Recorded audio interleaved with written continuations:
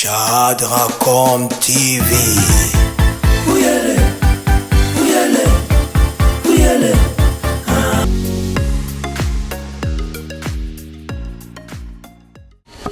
Mbote bana mboka, mbote ba congolais ya mboka ya mokili mbimba biscan sur bozami, mbote ya vraiment de partout. Tukutana bino lisusu mokolo lelo na cadre ya émission na bino masolo ya Congo. Lelo tokobeta na bino masolo no sur actualité politique mbo na biso. Le dernier za otambola toko beta bino masolo ya voyage annulé une fois de plus. Il y a Joseph Kabila ou Sengayi qui voyager mokolo lelo mercredi le 9 pour na kokende bongo na Tanganyika na Kolwezi. Il y a annulé bon voyage na mokolo lelo. Toko beta pe masolo ya voyage annulé. Il y a le président de la République Félix Tshisekedi et qui a voyagé dans la semaine où il y a un Afrique du Sud, hier, aucune de société. Pour la raison, on a émission pétition contre le bureau de Jeanine Mabunda sera examinée demain. Le lobby, pétition est examinée. Le chef de lobby, l'Assemblée nationale comme des bons dirigeants ainsi que le président ainsi que Mbosso Kodia, les plus âgés, les députés surtout, assez bon aux commandes au terme de lobby. Tu peux taper ma solo, il y a de Kojeni Mabunda, assez bon qui m'a représentante spéciale.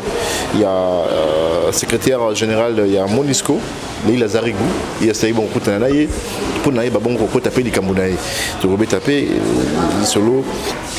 Il y a Adolphe Mozito, Nenga Saï Kotuté, aussi toi mon message sur l'état de la nation, notamment qu'on dit Félix Tshisekedi ça.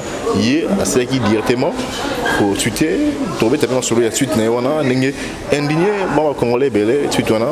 Sans plus tarder, tu peux taper solo il y a voyage à Monamboka. Sénateur à vie, Joseph Kabila, et c'est là qui a voyagé une fois de plus Mokolo Malelo. Et c'est vrai qu'il y a un long mercredi les 9 c'est vrai qu'il y a un long à Kinshasa pour na Kenya Kolwezi kuna na Tanganyika baby ezali bongo province oyo ezali dirigé topé gouverné na ndekona yé Zoé Kabila après avoir manqué na voyage à Katanga na Lubumbashi et c'est vrai qu'il a voyagé Mokolo Malelo na Kolwezi. Qu'est-ce qui a fait que le voyage Joana est raté? Pourquoi c'est raté des voyages? Pourquoi ces annulations des voyages? La question pourquoi le voyage est raté? Mais cette fois-ci, on a communiqué et parvenir à l'issue que le voyage Joana est raté. On va t'alissier que raison c'est-à-dire que le voyage Joana est raté et c'est des raisons d'ordre politique. On a un comité d'accueil et Tata Mokonzi Akala, Joseph Kabila, on a Kolwezi, on a lobby que Mokonzi Mboka parce que la raison politique ils ont empêché il y a la bongo comment si bon ça vraiment la détaillé la raison politique en gros ils ont dit la raison politique il y a mutindo nini tout pays mutango nini donc le Kabila accueilli sous Kolwezi Azan qui ça mais si tout va bien ceux qui ont raison politique on essaye de passer ça mon amboka Joseph Kabila a voyagé mokolo il y a le 11 Ali Bongo Sima Lobby mokolo lobby mokolo non voyagé bongo mokolo ya Sima Lobby voilà Sima Lobby ndé aussi voyagé et aux abons mokolo ya vendredi le 11 ndé aussi là qu'on a mabélé na colonel mabélé ya Kolwezi voyage mususu annulé déplacement mususu annulé zali ya Yemoko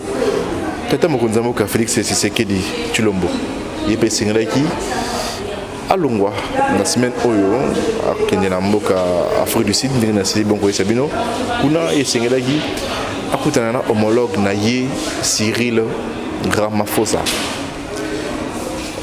but ya voyage on ezaki vraiment pour il y a aussi la bongo kokutana Cyril Ramaphosa pour basi la kosolo na o Italie passation il y a flambeau pour la minute on a dit président de l'Union africaine il a dit bongo Tata Mokonzi Cyril Ramaphosa donc c'est ce qu'on a eu après ça bongo flambeau dans Tata Mokonzi Félix Tshisekedi kasi côté le contexte actuel il y a mboka ndenge moko zotambola Attends, mon cousin Mboka Félix Tshisekedi à se permettre quand même qu'on ait les voyages au malgré que équipe d'avance et si déjà comme dans Mboka Afrique du Sud, il a annulé quand même voyage pour Azala avant la Kinshasa.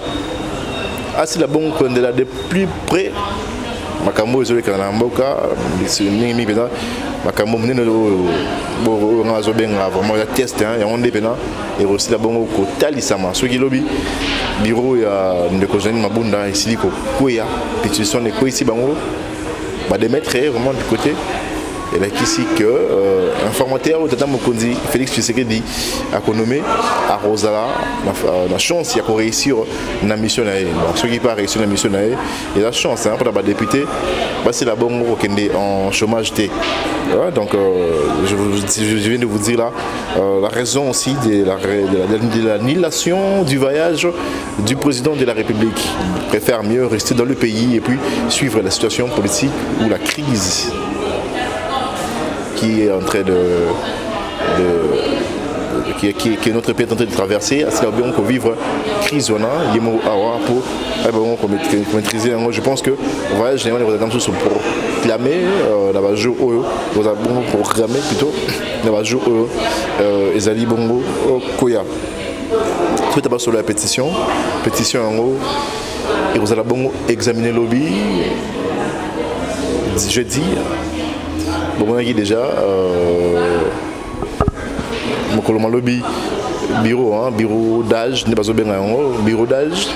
Le plus âgé, il y a un député, on a commis un ministre président provisoire et l'Assemblée nationale. À Zabongo secondaire, on a deux cadets. Dans tout, Bali, membre de l'Ingoma FCC. Un message que tout le monde Jonathan, FCC, est-ce que Maramou est collé bien?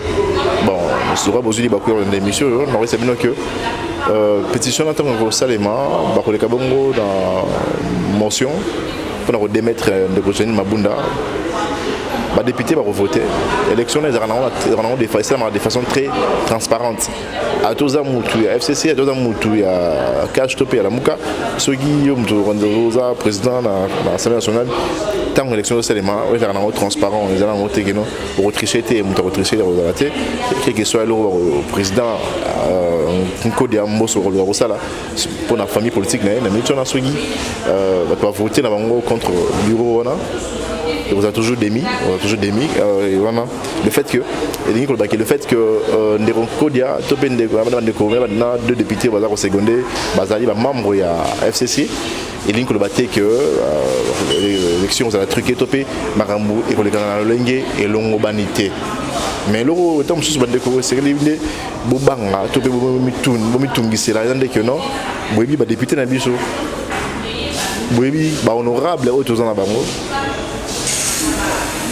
Honorable honorable Tyson ambote na onde ko gaz fabulous nanzemo na yo tsoyemba ya kakaboye place bengi babituma na parlement bazobunda donc honorable Tyson to yebi bango député monsieur Lenge bazalara baza vraiment honorable était trop besoin le Lenge monsieur to benga quand même honorable bango ndenge bazawana tu as évité le cani mukolo lelo la silence lelo resamité tu as évité l'obine les kanaki tu as évité également la tongo topé la butu tout là awa ni les kana qu'est-ce qui va se passer député au temps sur l'eau tu vois qui plus de 260 il y a pour signer pétition tu as bien bon la biso on peut pas se voir la face la corruption gangrène encore ces pays corruption et ça n'a qu'à s'amaquiller dans le biseau. Les députés, on a pas autorisé Bassango, en tout cas autorisé Bassango. Dans Twitter, il y a une fille qui a tweeté assez bon au Koloba que Nerongo et Kassanji n'a mis une dans la manœuvre. Dans la manœuvre, je pourrais vous brandir ces tweets. Nerongo et Kassanji dans la manœuvre, il y a besoin de contact. Il y a député pendant combien avant vous voyez c'est bon OK pour proposer bon $10,000 pour passer la bongo pour voter contre passer bongo pour voter pour voter contre l'institution il y a bureau Jeanine Mabunda. donc tu es bimbo on est ça là bon ka boza la paix surprise donc on a des tinga vraiment boy na ozanga surprise so qui peut moni mukolo malobi ndeko jeune mabunda ko isamité na ozanga surprise parce que na bimbo na biso ndenge fonctionnera na ba député na ndenge va fonctionnera baza ba nyongo ya ba $100 au ba defaki et aussi ba katara bango yango progressivement.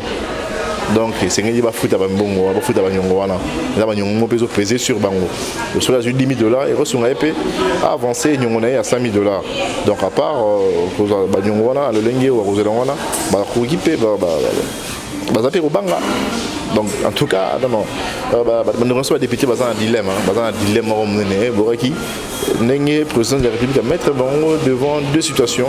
Au Sengeli, bah c'est la Bango Pona, soit qu'on s'arrange dans l'union sacrée, soit qu'on tique à la montagne, on se soit là, peine, tout ça, on a risque, il y a aucun chômage. Donc, ils sont vraiment très très compliqué. Lobby, c'est le mec qui savoir, c'est savoir, on a bien un test, test les encore lobby ne t'aurait pas. Ce qui est solo vraiment, tu vas traverser. Ceux qui sont députés à traverser, tu aurais baron mon lobby. Non, qui tu vas rappeler Balouara, le bosseur un bon, mon centre à la rater. Le bosseur un bon, mon centre à la rater. Et puis il y a un autre ami qui ajoute encore qui dit tout le monde est corruptible. Ça dépend seulement du prix. Ça dépend seulement de la somme qu'on lui présente. Ça dépend du prix. Tout à corruptible. Nous serons corruptible, mais bon, il a rien dit, bon, à mouquer. $100, $200, moyen de la corrompue, $100, ce que vous proposez $10,000. Là, il se laisse faire. Donc, qu'est-ce qui s'est passé cette nuit ici? Qu'est-ce qui s'est passé hier? Qu'est-ce qui se passe aujourd'hui? Avant, tout comme on a plénière, on a permettre d'examiner. Pour examiner Mansolo, Akamo Italie, l'institution, il y a bureau, il y a Janine Mabunda. Réaction, il y a Adolphe Mozito, on a saisi Moussou, ma Twitter. Et si bon on peut retourner ça, moi je vais congolais, la liste politique est belle, si on comprendre les positions à mon amboka Adolphe Mozito té. Adolphe Mozito, na Nicolas Tikoleka, il est là qui bon ko senga na Tata Mokonzi, Félix Tshisekedi, asi la bongo ko se débarrasser na bayi FCC, bon na Ndeko Kabila. Asi la ko se débarrasser na Ndeko Kabila, c'est vrai qui vraiment bongo. Kabola libala oyo lima libala wana lima libala wana yayi lembo oyo ndeko Adolphe Mozito azaki tango nyonso ko yemba mais tu es comme que ndeko Adolphe Mozito a CPD il y a CPD société comme on a que ndeko Tshisekedi a sengi bongo assez bon pour le baquet à renommé informateur. De y a télémédie sur le Cameroun, Italie informateur. Il y a télémédie en dessous. À mon égal, Cameroun, Ndeko, Félix Tshisekedi a sur ça la tête. D'où Moni, nous sommes remis dans ce métier pour soupçonner pour le baquet. Hier, oui, vous avez vraiment des mèches dans les Rokabila. Oui, vous avez vraiment des mèches dans les Rokabila parce que, point de vue, naïs, vous avez malamouté. Pour ne venir aux habitants malamuté, à Zomona, les Kamwata Moroté, à Malamu, ou Nani, Ndeko, je sais qu'il y a des ça, la topée, on est comme sous au bazar à pouvoir, à ça. Donc, Yango, si bon, comme on a, après, suite, on a, après, le discours, on a fait des Fachi, il a suité, alors, il y a un mécanisme, Nini, Tata Mokonzamboka, a aussi la bongo, aussi la bongo qu'on nomme informateur. Il y a le bi pour Tata Mokonzamboka. Alors que on a présenté bien en haut. Pour Tata Mokonzamboka, Félix Tshisekedi, assis la qu'on nomme. Voilà, tu en haut. On nomme un informateur quand il n'y a pas de gouvernement en place ou quand le gouvernement en place tombe. Et le gouvernement Ilunga tombera quand ce dernier démissionnera. Et s'il démissionne, c'est que Kabila est d'accord. Et s'il est d'accord, c'est que les deals Kabila-Fachi continuent. Adolphe Mozito alingi nini pensa. Alingi nini vraiment. Est-ce que donc alingi nini. Kabana mutu, mutakabana mutu. Bon, au Kabana mutu comme c'est ce problème. Bon, en tout cas. eza bato oyo bazoestime ke Kabila ajouera na ye vraiment j'ai à Félix Tshisekedi plutôt ajouera na ye plutôt j'ai à Joseph Kabila ye ajouera j'ai à Joseph Kabila information moko euti kokomela biso bongo information yango ezali koyika mokolo lelo ezali communiqué au cabinet ya ministre ya fonction publique ekolobaki il est diffusé, bon, je vous lis vraiment le communiqué, et puis Kevin disait, mais bon, communiqué officiel à l'intention de l'opinion publique concerne démenti sur la suspension du secrétaire général à l'Assemblée nationale. Il est diffusé dans les médias traditionnels, les réseaux sociaux de la place, une lettre de suspension du secrétaire général à l'Assemblée nationale suite à la convocation par ce dernier d'une plénière et dont l'auteur serait Madame la ministre de la fonction publique. Le cabinet de son Excellence Madame le ministre de la fonction publique porte à la connaissance de la communauté tant nationale qu'internationale qu'il s'agit bel et bien d'une fausse information ou de fake news et que les auteurs de cette sale besogne ont imité sa signature pour non seulement donner du crédit à leur initiative, mais également nuire à sa personnalité. Le cabinet du ministre promet de saisir la justice afin de poursuivre les auteurs de ces forfaits et de les dissuader à ne plus saper l'honneur et la dignité de son Excellence, Madame le ministre de la fonction publique. Fait à Kinshasa le 9 décembre 2020, Esther Kirongozi Maliambwa na Missia. Misaï, voilà.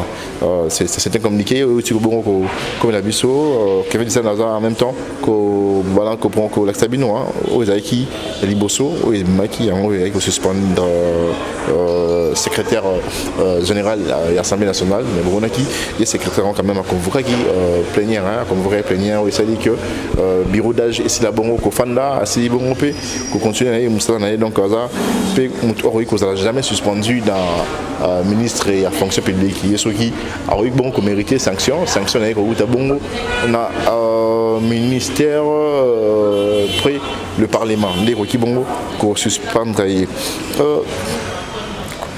donc c'est une autre de Kojani Mabunda Malikamu ici visé à 5 bon qui bambangu nandaku il y a madame Leila Zerigou Madame Leila Zerigou, comme on s'est rappelé à l'époque, de Kouradov Mozitonan de Fayoulou, Namutuka, on s'appelait à Sénarabé, Madame Leila Zerigou.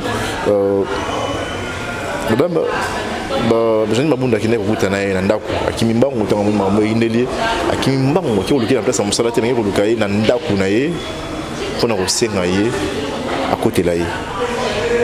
Nélo et comme aussi tu paiement belé et comme aussi un personnellement comment la que FCC Mikolo va remonter ta porte la communauté internationale bon bazaï lobby que les tendance que le tendance que le pays Congo est un pays souverain alors bazaï bon Kobo et à côté mais la penza excusez-moi ingérence extérieur on a trouvé à été la communauté internationale peut mais qu'il a libanda c'est la bongo quand la maramo Italie mboka école au Congo mais bango comme bateau de bosso il y a pour kende bon relier la paix côté ça maman bango na déco Leila Zerigou mais na bongo information de bon confirmé mon modèle Mathias Guillaume ali bongo membre il y a mon discours d'équipe, c'est représentante spéciale, il y a secrétaire général, il y a ONU, il y a Zarigou.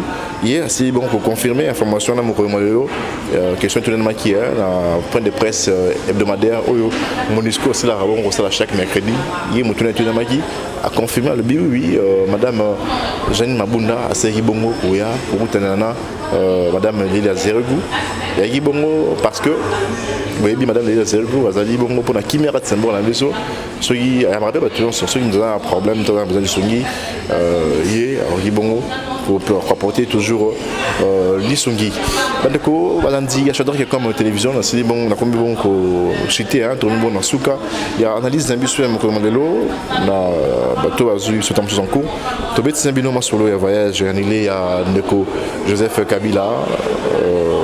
C'est un qui a voyagé mon commandelo parce qu'il y a une société, mon commandelo mercredi, voyage et comme on reporté pendant mon commandelo mardi, pendant Mboka Tanganyika, Tobet Sambino également, Masolo, il y a Ndeko Félix Tshisekedi, mon commandelo Mboka, OYOP annulé voyage na Mboka Mandela, en Afrique du Sud, Sika et Sénégal.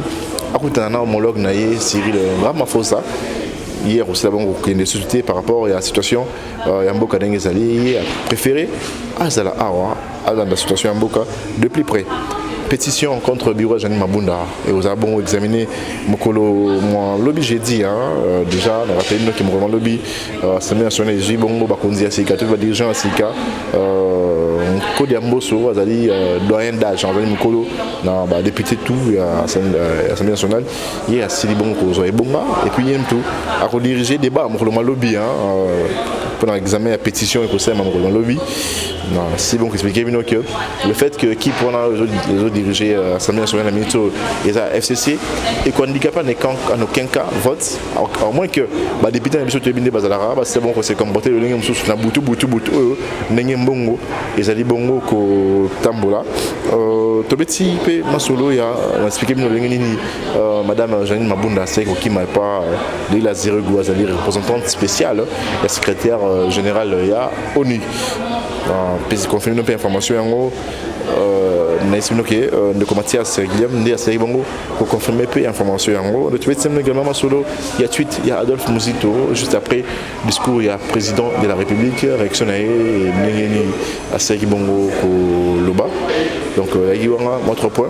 On a bien tout route dans la musique on a lobby dans un abino juste après pétition soyi nzamba soyi to rozala sur terrain to l'accident déroulement et pétition puis réaction il y a partout il y a tout son le par là pourquoi il s'est maté il y a bureau il y a Janine Mabunda Tomi Bongo Nasuka il y a émission oyo bandeko balanzi il y a chaque comme télévision na reçu on a bien continuer bongo s'abonner massivement dans la chaîne Bisso, vous s'abonner massivement dans chaque doc comme télévision et puis vous avez l'habitude de repartager le lien quand vous tombez dans l'analyse qui doit reboyer qu'on garde un peu dans la même route c'est la baninga batala ramper c'est bon vous allez informer na makamoyo et sur les canaux 4 c'est d'abord la Bisso na pesi bon grand merci na Kevin Design on a qui na sima caméra la PC une fois de plus aussi merci na pon le pays aussi mi bongo coordination na CP comme ça moté na boss j'adore quelqu'un sur Mouta Mikili ya poto ngana bino tukutani mukolo malobi bye.